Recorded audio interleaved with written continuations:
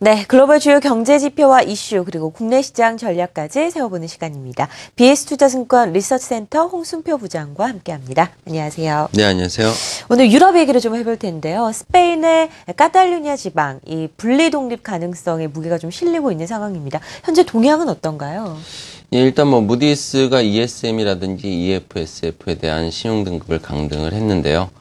스페인 같은 경우 무디스 기준으로 봤을 때 이제 한 단계만 더 내려가게 된다면 정크 수준으로 떨어지게 됩니다. 이에 따라서 현재 수면 아래로 내려와 있기는 하지만 언제든지 스페인발 재정 위기에 대한 우려감 확산될 가능성 배제할 수 없는 분위기인데요. 스페인 같은 경우는 지방 정부의 재정 위기 이런 부분들이 스페인 전반적으로 확산되고 있는 상황이고 최근에 25일에 카탈루냐 지방선거를 중심으로 보더라도 그 가능성은 아직 남아있다라고 볼 수 있을 것 같습니다. 그동안 그 25일 선거에서 보면은 분리 독립을 주장했던 카탈루냐 그 통합당은 사실상 패배를 했습니다. 그렇지만 분리 독립을 위한 주민 투표를 계속 추진하겠다는 입장을 고수하고 있는 상황이기 때문에 언제든지 마찰적 요인은 남아있는 상황이고요. 더불어서 카탈루냐 주지사도 새 임기 내 분리 독립을 위한 주민 협의기구를 구성할 것이라고 언급하는 등 주민 투표를 계속 추진하겠다는 의지를 계속해서 시사를 하고 있습니다. 결국 스페인은 현재 구제금융 신청 가능성과 지방정부 독립 여부 등 상당한 불확실성에 놓여 있기 때문에 글로벌 금융시장에 언제든지 부담 요인이 될 수 있는 상황인데요. 프랑스 인접해 있는 카탈루냐 지역은 스페인 전체 GDP의 18%를 상회하는 비중을 차지하고 있고 또 인구도 스페인 전체 인구의 약 16%를 차지하고 있는 지역입니다.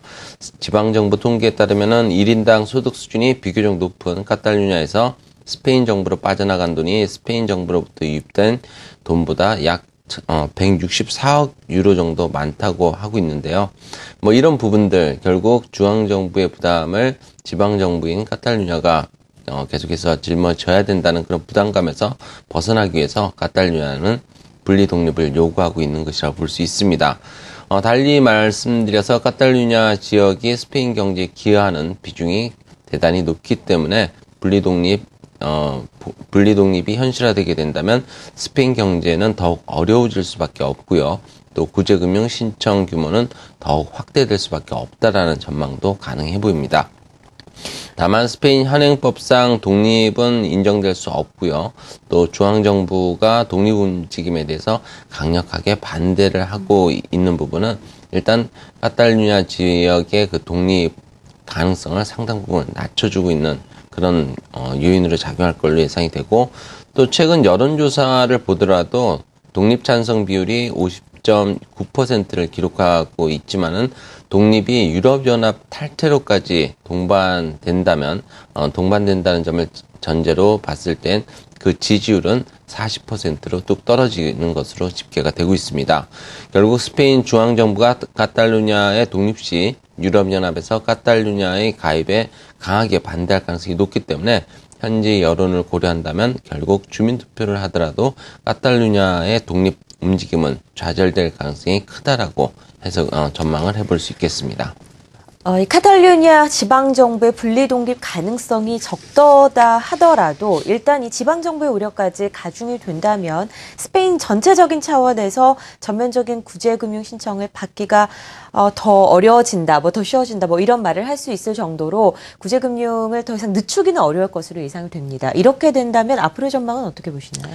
앞서 말씀드린 것처럼 카탈루냐가 분리독립을 하게 된다면은 스페인은 불가피한 구제금융 신청 그 규모가 더 커질 수 있다는 점이 우려스러운 점인데요.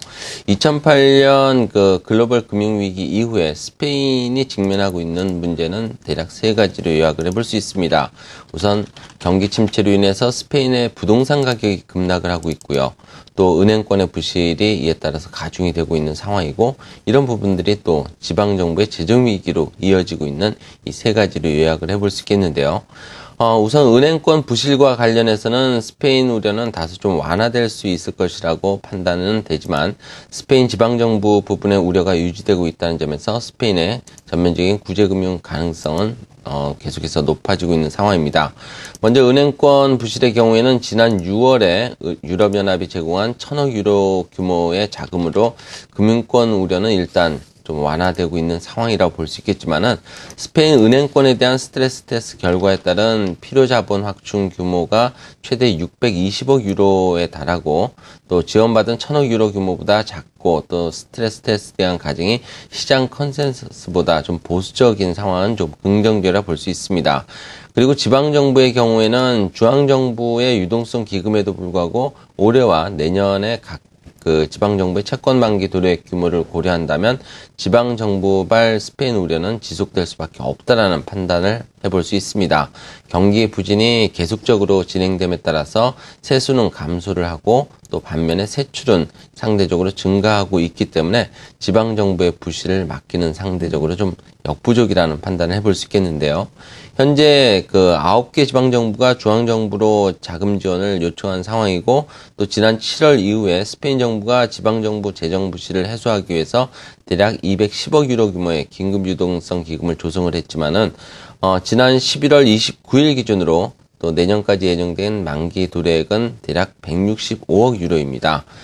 특히 내년 4월과 5월에 각 49억 유로와 24억 유로로 집중되어 있다는 점, 또 현재 긴급 유동성 기금 자금이 대략 35억 유로에 불과하고 또 지방정부 채권의 수익률을 고려한다면 스페인의 지방정부발 재정 우려는 당분간 지속될 수밖에 없을 전망을 해볼 수 있습니다. 결국 스페인의 경제성장이 2013년까지 역성장이 지속될 것으로 예상이 되고 있기 때문에 스페인의 자생적인 위기의 극복은 분명한 한계를 가질 수밖에 없고 따라서 시간이 갈수록 스페인의 전면적인 구제금융 가능성은 더욱 높아진다라고 볼 수 있습니다. 결국 이와 더불어서 생각을 한다면 과연 구제금융 기금 신청 자금이 얼마만큼 확대될 수 있을지 그 여부가 또 하나의 불씨로 남아있다는 점은 염두에 둘 필요가 있어 보입니다. 네, 구제금융 신청을 코앞에 둔 스페인 재정 위기 상황에 대해서 오늘 자세하게 살펴봤습니다.